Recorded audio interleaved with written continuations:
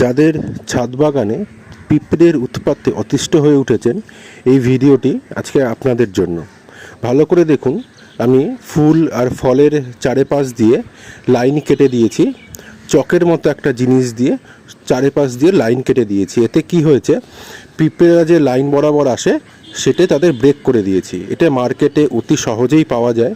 Hit বা চক বলে মার্কেটে পাওয়া যায়, খুব বেশি দামও না। আপনারা এটা মার্কেটে অতি সহজেই পেয়ে যাবেন। এটা এনে আপনারা ফুল বা ফলের চারিপাশ দিয়ে সুন্দর করে লাইন কেটে দেবেন।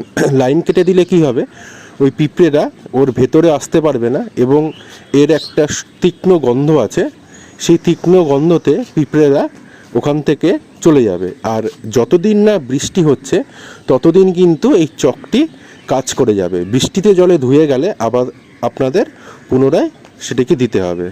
ধন্যবাদ।